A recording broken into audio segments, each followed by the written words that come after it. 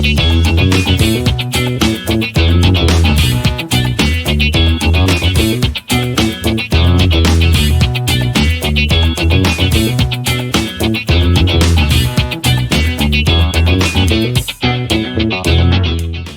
everyone. Welcome to the Team Check-In. We've been talking for some time now. I'm your host, Emre, and with me today, I have Tim Sackett. So, Tim, the obligatory pleasantries, even though like we've already done them, exchanged them. Yeah, Tim, how are yeah. you doing? Welcome to the show. Thanks for having me. This is going to be fun. Yeah, awesome. Really good to have you here. And can you tell our audience a bit about yourself and what you do? Yeah, so I actually own and run a technical staffing company out of Michigan. I've done that the last probably 12 years or so. Before that, I was corporate talent acquisition and also corporate HR executive for a number of companies. So I've spent my entire career either in HR, talent acquisition, and then I do a lot of consulting on the side and really around recruiting efficiency or recruiting technology. I probably look at 150 different recruiting technologies a year. So I like to believe there's nobody else on the planet that's seen more recruiting tech than I have. I know that I have a handful of buddies I know that also look at a lot of it. So it's between the like five or six of us. I don't think there's anybody else on the planet that looks at more tech. So I totally feel that. Well, I mean, I think I might give you a run for your money, not for the recruitment tech, but like yeah, definitely in terms of HR tech. overall 'Cause, tech. Yeah, yeah, yeah, overall tech. Because part of my job for Teamflect is I make tons of lists, right? yeah. And actually we met through one of those lists. But yeah, I make tons of lists of like products and tech stuff and everything. Even though I was like before coming into Teamflect, I was the least like tech person ever.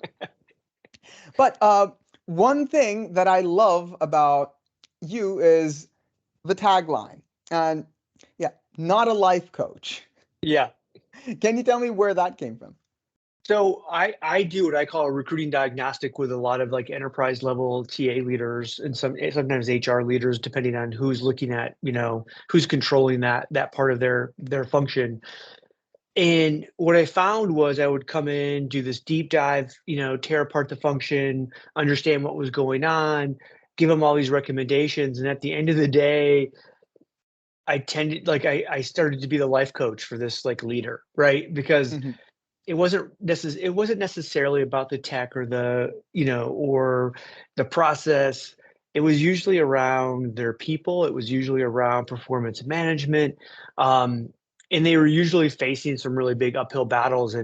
Um, and so I'm not a real huge fan of the whole life coaching industry. Mhm. Especially when you see somebody who's oh, I'm an executive coach, and you take a look at their LinkedIn profile and they've been in the industry or in the working world for 3 years. They've never had a real job. And I'm like, wait a minute, how can you be an executive coach? um, but regardless, I so I just put it out there because I tended to start being a life coach for a lot of these leaders that they were Mhm. paying me to help them make their talent acquisition function better. And so that's where it came from, is because I never wanted to get in that world, and all of a sudden I felt I was in this world. It's a disclaimer. It's just a disclaimer. I, I love that. You know, the whole thing about coaching, I think it has its roots in somewhere very nice. I like the idea of, asking people the right questions and in order to just facilitate, their decision making process. But I think somewhere along the way, the waters got like a bit too muddled, and like you said, these corporate coaches and these life coaches just started popping up out of the blue. Yeah, I do think, like, I've had friends in my life who've really gotten a lot out of coaches and it's really helped Mhm. them. And then I just never was a person that felt like I needed one, even though there's probably people close to me that would argue I probably need one. No, no. Um, but I just found that a lot of the life coaches I ran into were people who were just like seemed like they were failures in life. And all of a sudden, like, this was now their like their calling. And I was like, wait a minute, you were terrible. Like how, like, and sometimes like we learn the most through failure, right? So maybe they were the best ones for this, but I'm like, if I was going to work with somebody, I would want to work with somebody who was a success, not a failure, you know? Yeah, Tim, this was an evergreen podcast up until you showed up. Yeah, you are just gonna make like the list of infamous guests now. You, Tara For sure. Fuliani, and Justin Boggs. Like you three, Hey, yeah, you guys are just gonna alienate like a bunch of the audience. No, but that's great. I kind of agree with you. I kind of agree with you. You have to call it like you see it.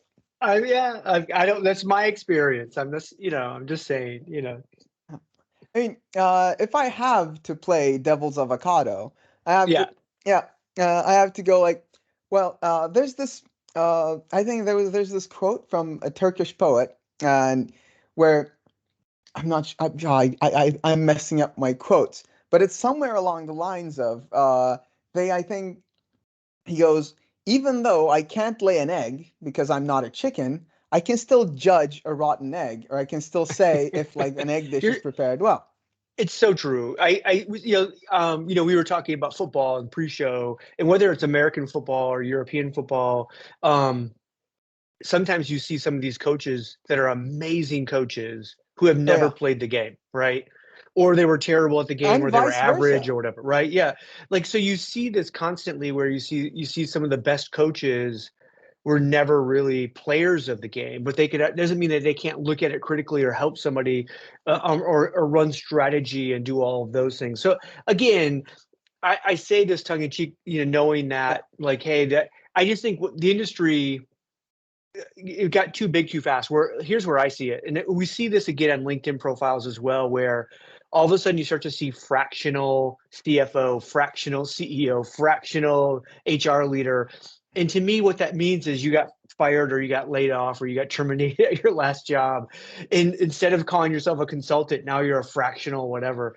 And like the life coaching, business coaching thing was the same thing. It was like all of a sudden you got, you all of a sudden you found yourself without a job, and you're like, oh, now I'm a coach. And it's almost like too many people that didn't really want to be in the industry got in the industry. Hmm. And so it got overblown, right? And I did, again, like I see this stuff in the wild and I go, okay, wait a minute, this makes no sense to me. And Tim, do you have a Twitter handle? Like, are you on Twitter? Sorry, X now, whatever. Yeah, I've kind of branded as just Tim Sackett across all the social stuff.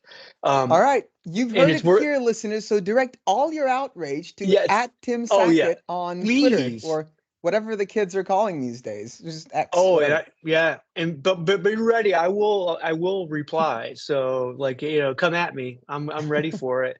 There's also another Tim Sackett. He's a truck driver chaplain out of Minneapolis, Minnesota. We're not the same guy. It would be amazing if I was like HR TA guy during the week and then truck driver chaplain on the weekend, but I'm not that guy. Yeah, I have a similar situation with another Emre Ok. I have like these bunch of papers that I've published and I like put on academia. They're both like very literature related. That's what I focused on, like world building and literature and fantasy Yeah, fiction, all that. yeah. This other Emrok is apparently a biologist. So every single day I keep getting, hey, is this you? Academia Edu just keeps like saying, hey, I think you were like quoted. Someone like quoted your papers. I get really excited. I get like, someone quoted me. And I just fired up and it goes like mitochondria, something like that. Definitely not me. Yeah, Definitely not me. So, uh, taking things to the world of HR, yeah, just okay, so just a 10-minute derailment straight from the start. I love this. That's the essence of the show. That's the essence of the show.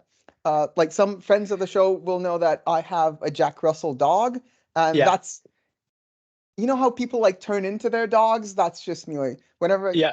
yeah, Shiny object. I get distracted really easily. So taking things back to HR, I Mhm. wanted to talk to you a bit about creating a positive environment for candidates, Yeah, especially now with like these recruitment platforms with like LinkedIn and all these other career platforms. Uh, it is not uncommon for like a position to get like plus 1,000 applicants.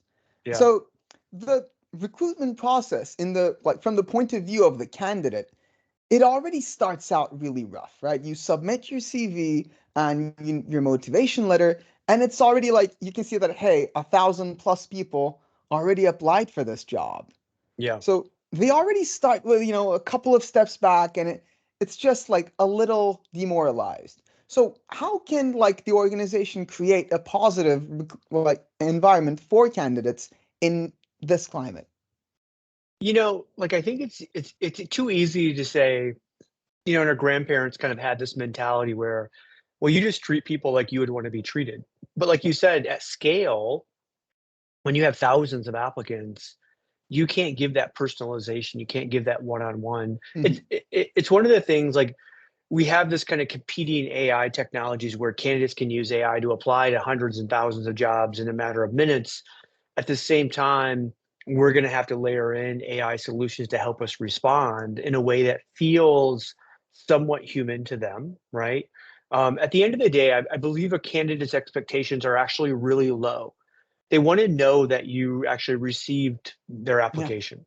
I mean, and you would be shocked at how like it's over 50% of candidates don't even get any kind of like, hey, thanks for applying. And they Hmm. don't necessarily consider the mass email or canned email that comes out from your ATS as communication because Yeah. it The feels second you see very, the at no reply over there, yeah, and it yeah, just no and it thanks. comes immediately, so they know it's technology, right? Hmm. There's a little psychology that's built into this making candidates feel positive. Hmm. Think about if I'm a real recruiter and I looked at your application. So you applied.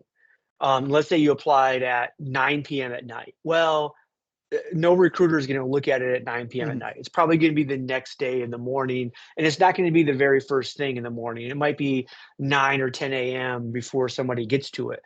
And so if we start to build that communication tree where it goes, hey, if somebody applies at, after 5 p.m. or 6 p.m. or 7 p.m. or whatever, or if they apply at noon during the day, an hour later or an hour and a half later, 2 hours later, now I'm going to reply and said, hey, thank you so much for applying. Now it feels psychologically like, oh gosh, that has to be real because there's this little segment of time, right?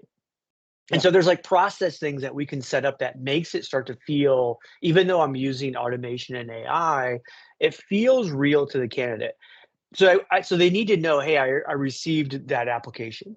And then what they need to know is, okay, you received it. Now, do you want to interview me or not? Do you Yeah. find me like I'm like so then there's that, right? So there's really only like three different things they want to know. Did you receive it? Do you want to interview me? Was the position closed? And Hmm. if you could nail those at the minimum, if you nail those, candidates feel like, oh, okay, cool. Because it's exponentially more than they're getting from the vast majority of companies out there. The other thing I think you do is as somebody's applying, you try to make it very simple in letting them know, right? And sometimes it can be that last click to say, yes, I want to apply, and in bold letters or something that says, please understand we have hundreds or thousands of people applying to this job. We can't personally reply to each one of you, but we're going to do the best we can. And I think candidates go, okay, I understand that, right? Um, I also think that organizations have to really understand in a high volume environment, here's what we can do, and this is the best we can do. In a low volume, so you might be a company that has high volume positions and low volume positions. In a low volume environment, you really have to do something different. You just Yeah. don't do the same process, right? So you go, hey, if I'm looking for a software engineer and I only get 3 or 4 applicants, I actually personally have to reply to those people. But we still have corporations that'll go, oh no, this is our process, and we're still gonna just do this crappy like automated outreach, and you're like, oh, you just fail when it comes to that. So I get you have to understand candidates have low expectations. You don't have to do a lot, but at least do a little, right? To Yeah. like make them Be feel like human you at see least. it. Yeah. Yes, exactly. Just a little bit. Even if you're not really human, even if you're still using automation, make the automation feel human. Yeah. I totally feel that because I mean all these companies, like regardless of like whether they're big, they're small, everyone is so obsessed with their image, and as they should be. Like the company's image, uh, they spend a lot of money on copywriters and ads and everything, the language, the tone, the visuals, the color codes that they're using. Well, a big part of that image is also your job interviews, and like the candidate selection process is a reflection, is like a truer reflection of your company than anything else you put out there. For It's, sure. Yeah. yeah, more important than your landing pages or like ads. Like it actually shows who you are. It's yeah, it reflects your values. And if it doesn't, if you don't treat people like well during that process, I mean, wherever the recruitment process goes, if they're not hired, if they don't join your organization, well, they only have bad things to say about your company. And Yeah. if you end up making an offer to them, and if they've been through like a bad process, they'll go, "Well, do I really want to work here?" And even if they say yes, then they come in with like these preconceived notions saying, "Hey, okay, this might not be like the best environment. I'm like I should brace myself for that." Yeah. And, so often I run into a process where the HR team or the TA team is doing pretty good. They're treating candidates pretty well. They're trying to do everything they can, and then they're like, "Oh, well, it's our hiring managers that are treating candidates terribly." And I'm like, how are you letting that happen?" And they just, "Oh, well, we can't control the hiring manager." And I'm like, to me, that speaks to a bad culture right there, because any HR leader or TA leader has enough power to go to a hiring manager and go, "Hey, either you stop this or we're going to terminate you," right? Like, Mhm, this is not how we treat people. We won't treat employees this way. We're not going to treat a candidate this way. And mhm, you'd be shocked at how many are just like, "Well, we could never do that." And you're like, "Why?" So then part of what I do is I actually have the senior leadership team come in, and I'll have like the CEO and the COO and the CFO, and we'll have this conversation, and the CEO will literally lose their minds. They'll go, "Wait a minute, we have hiring manager treating candidates and saying these kinds of things and doing these kinds of, like, why are you allowing this to happen?" And they just got all kind of like looking at each other going, "Well, we didn't know we had the power to change," right? And you're like, "Well, if you don't have the power, who does?" Right? And they always want to look at the number one person. You're like, "Look, if you're 1,000 person, 10,000 person organization, your CEO doesn't have time to go down and call out people for doing bad stuff. Like, they need other leaders to be able to do that in a way that's productive, right?"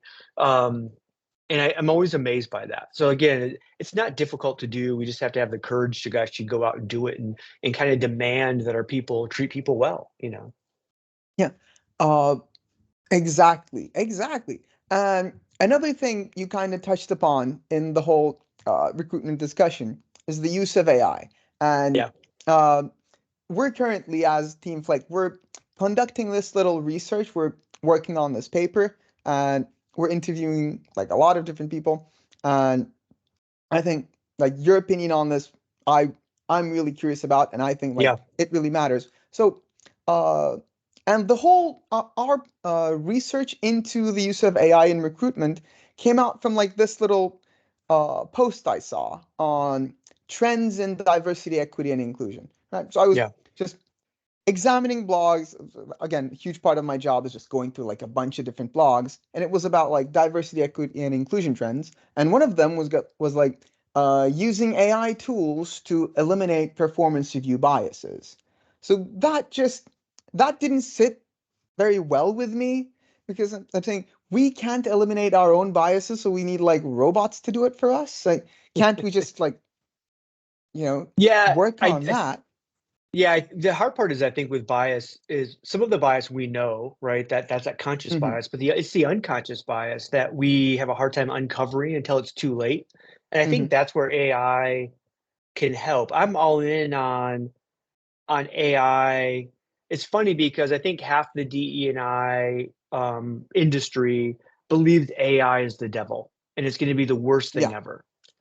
And I'm always like, those, to me, those people just don't understand technology, Yeah. right? I mean, and they're just like, "Oh no, there's all these studies that show AI is biased." I'm like, "No, AI built on machine learning learns your bias Exactly. and mirrors it and Exactly. reflects it back to you." And so what you're upset about is that it's just showing you your bias. It's just not the AI. can't be biased. I mean, it can be programmed to be biased on statistically, but I have yet to find a technology company that has actually went out and said, "Hey, we're going to program this thing to be biased."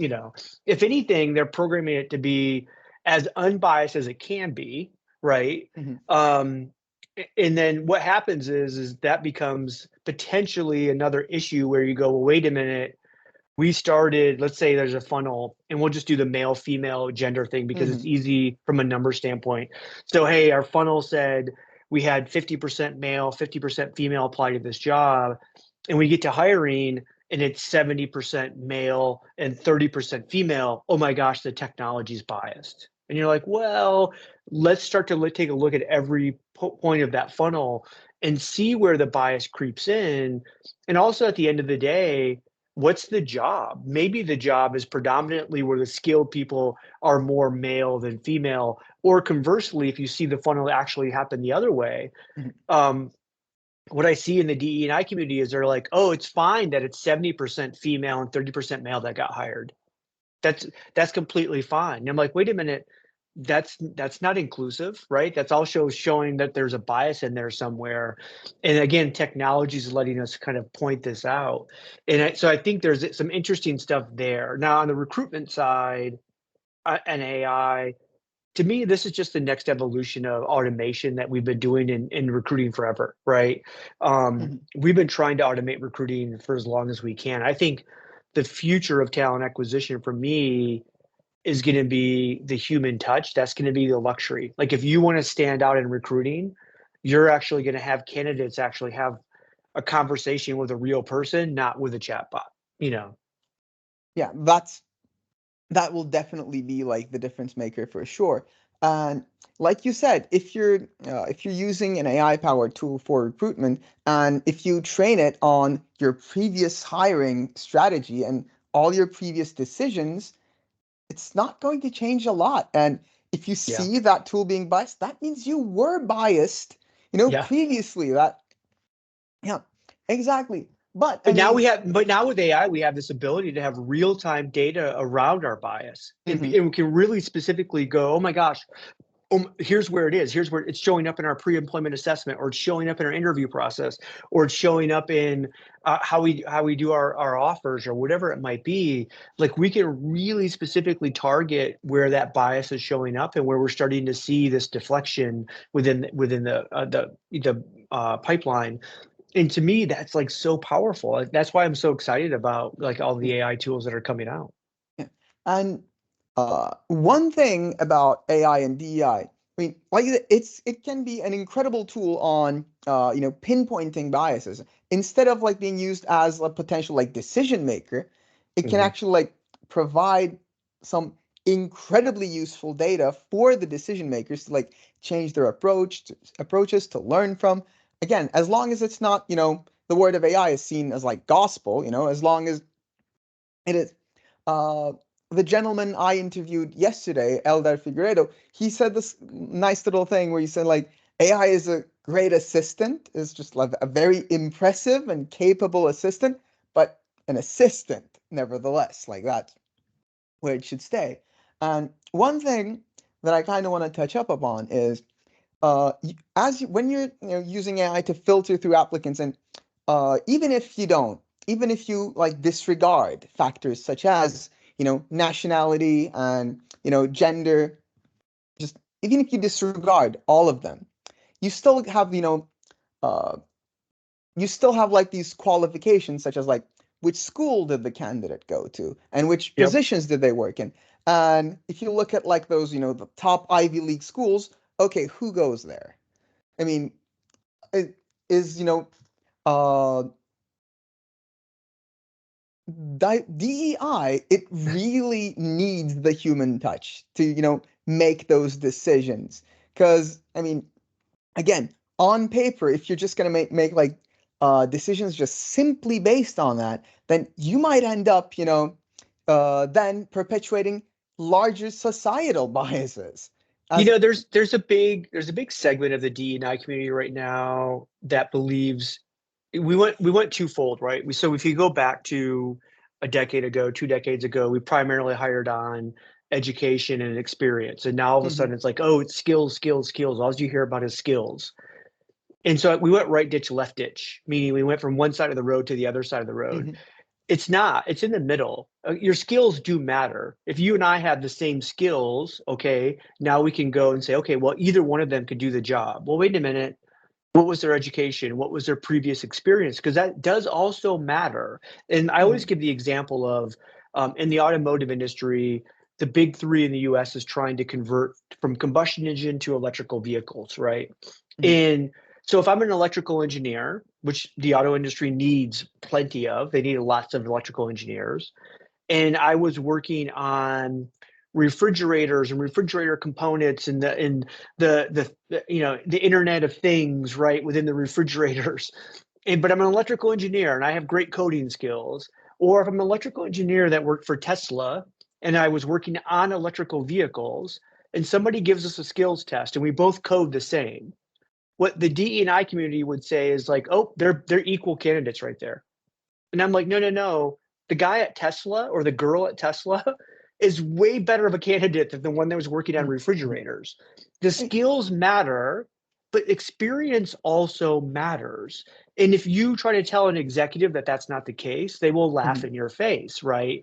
And so we can't be naive. We can't go, skills are the only thing that matters. No, skills do matter. So does experience, so does education. And you're like, well, wait a minute, why does education matter? Because of your network, right? If I'm an engineer and I went to MIT, the level of network of other engineers I have to pull from for in my network is Mhm. completely different than somebody who went to an engineering school that was a B-level school, state level school that has like a weaker network of people to pull from, right? And so I get passionate about this because I think it's not one or the other, it's combined. It's all Yeah. of this together makes a better hire. Hmm.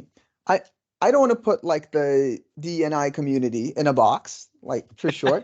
But Oh, for sure. Yeah. yeah, but what I'm because I mean uh the way DEI is under so much fire right now is just unfathomable to me. I can't Oh my gosh, the cuts that are it's being made and everything is crazy. Yeah. it's crazy. I mean, I want to like take like these people and go like, do, do you know what you're against? Like, just take a look in the mirror and say, I am like standing firmly against diversity, equity, and just like say it out loud.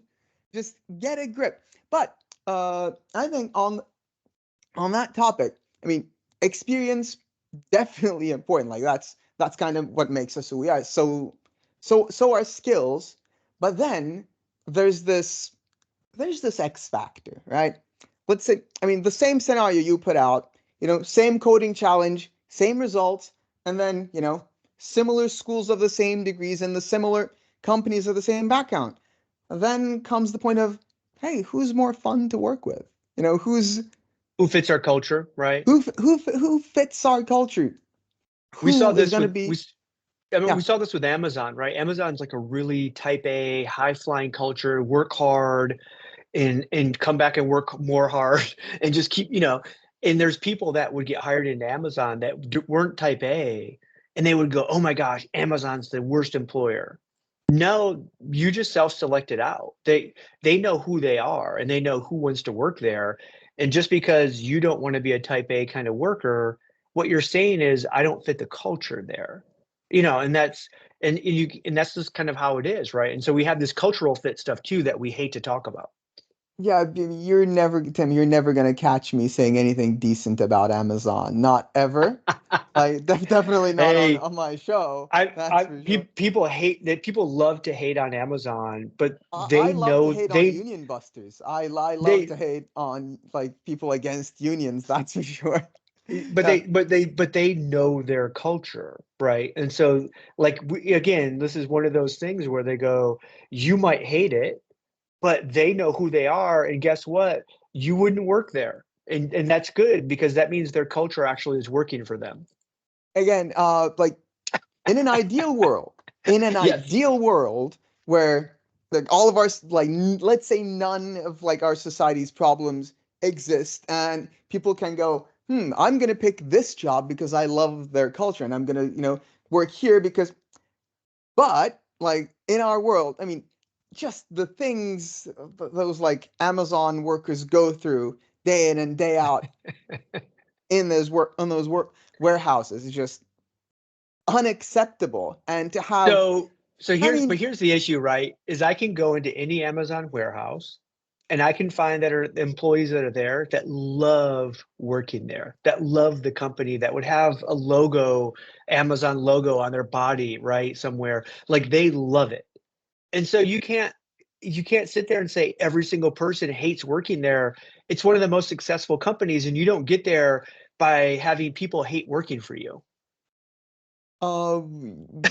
yes and no, because if you just step into the same warehouse and just, I mean, sure, some people, will be very happy, but, the displeasure of those, I mean, just the bad experience, the horrible experience that those people, the people who are not content are having, that's just, I love this conversation because it has nothing to do with what we wanted to talk about. oh, yeah, I would I, argue based on their engagement scores that the vast majority of people working for Amazon actually like working for Amazon, but the media portrays Amazon as the big evil, and they have like these, and they pull out specific stories I of mean, they people that have hate Lex working. Luthor as their CEO, so, Again, I'm neither a fan or an enemy of Amazon. I just, it's like we love to portray them as like the evil corporation, where I could have the exact same conversation with you about Apple, about Google, oh, about yeah, Tesla.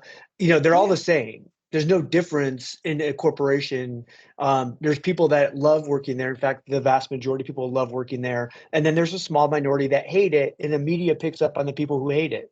Yeah, I mean, I'm again not an official statement on behalf of Teamflect, just a personal Emre statement. I'm on the side of no good billionaires. Let just yeah, I hear you. I hear yeah. you. I mean, yeah, it's just a number that shouldn't exist, honestly. There was this joke I heard. I think I saw it online or someone was doing it at a stand-up show. They said, after you reach, 999, $0.9999 million, Yeah. they should just stop giving you money. They give you a certificate. They say, hey, you won capitalism. Now go. Yeah. Like, Yeah. like, yeah. Again, that is just an entirely different conversation. And hey, we don't have to agree on a lot of things. But again, hey, if you're watching this show and if you're against unions, we're not friends. We're not. This isn't happening. We're not friends. And but taking things. Okay, so just taking things back to HR after Yes. this Yes. long-winded digression. So Yeah. we talked about the recruitment process, but that's not where it ends, right? That's not where it ends. So uh, once someone is recruited, how would you like? How does an organization go about preparing like a positive onboarding experience for that employee? There's some really simple ways that that companies can kind of like do this, and they don't take advantage of it. Literally like no cost, simple ways. Think about before you even start to a company, you're at your other company, you put your 2 weeks in or whatever, maybe you're just waiting to start a certain day. Um, how easy would it be to have, a quick like just like iPhone video or from your supervisor or from the team, a teammate that's coming, um, that just says, "Hey, I can't wait to meet you. Hey, don't bring a lunch first day. We're gonna all go to lunch together." Just little things like that that all of a sudden people go, "Oh my gosh!" Like they know who I am. They're talking about me. They want me. It's basic human psychology to be wanted by other people. Mhm. And yet, in our onboarding process, we tend to just go, oh no, it's all about fill out this form and do this and do this. And they show up on day one and they don't really have that positive vibe of like, do they actually still want me? Because we spend the entire interview process in recruiting process basically making them feel wanted.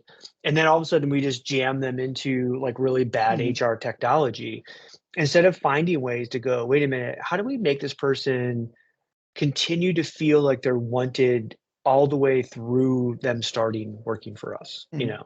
and hopefully they'll feel wanted as they continue to work for us. That becomes the difficult piece. And like you said, I mean, it's just throwing people into just terrible HR technology right away from the start.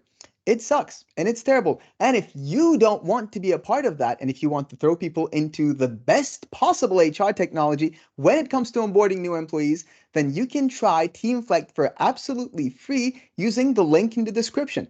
Okay, back to the show. Just Yeah. snuck that one in It's a there. nice little commercial break. I have to. I'm contractually obligated. But yeah, I mean, uh, I totally get that, and the way it's kind of a joke here, but I mean, the whole plug and the commercial is kind of a joke here, but the way we designed the whole onboarding module with Teamflect and everything, it was, hey, how can we foster the most interactions with, Yeah. newcomers and just the veterans of the company? How can we say, hey, how can we build these like mentor mentee relationships? And Yeah. how can we give people the ability to just like constantly survey their new hires at like these different checkpoints and just tailor each step of the onboarding program to the needs of, the newcomer? Because again, there's no one size fits all solution. I mean, so it should definitely, like you said, it's all about making people feel wanted and making people feel welcome. It goes back to like the decade-old Gallup research, right? Where it was they found that if you have a best friend at work, not a friend, a best friend at work, you're less likely to ever leave that job, right? Uh-huh.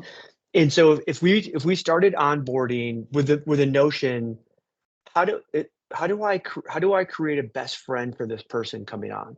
And that's the only thing you had. Like in onboarding, I don't have to think about the forms they have to fill out, their payroll, and all the non-disclosure agreements, blah blah blah.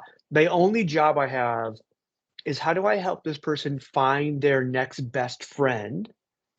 We Hmm. would onboard people completely different. Like you said, we would have massive interactions across the organization, not just with their team, but even people outside their team, knowing that if I can create that one relationship that they say, hey, this is my new best friend, they're going to stay around. And if I do a great job at selection, then I'm saying, hey, I'm creating now a retention of a really great talented person.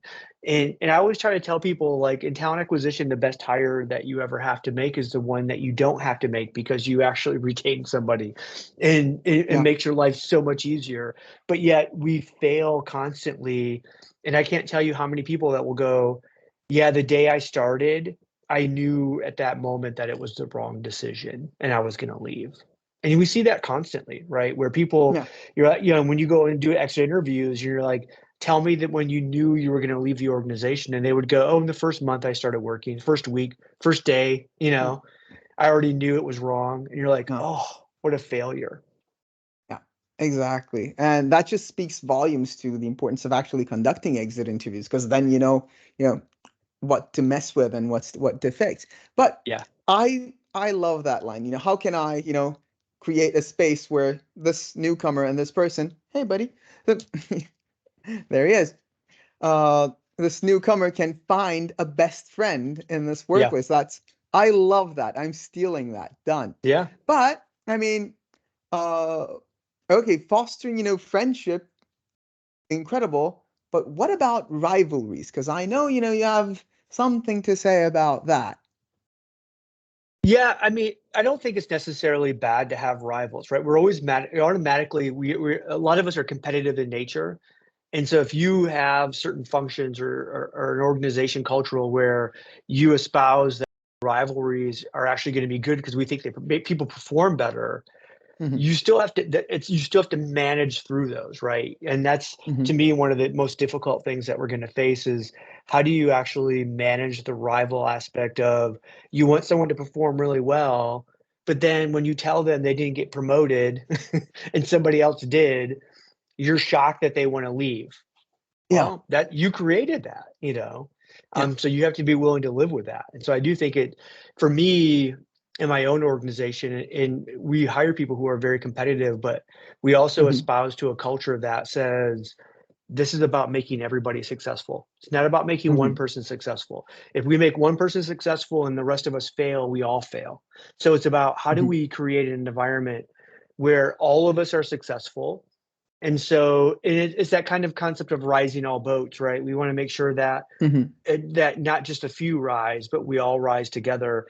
And even if sometimes that means we have to like throw some people on our shoulders and help them rise, to me, that becomes a better culture to have from a rivalry standpoint. And if we want to create a rivalry, let's create that outside our organization. Let's go after a competitor and make them the rival versus making somebody internally a rival, you know.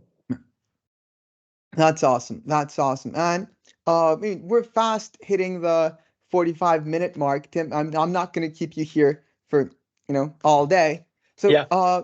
again, I'll just, wrap this whole thing up. But Tim, thank you so much for coming on the show. It was nice having you. It was nice disagreeing with you, and it was also nice agreeing with you on a lot of stuff. That's the best conversations, right? Yeah, that's the best possible conversation.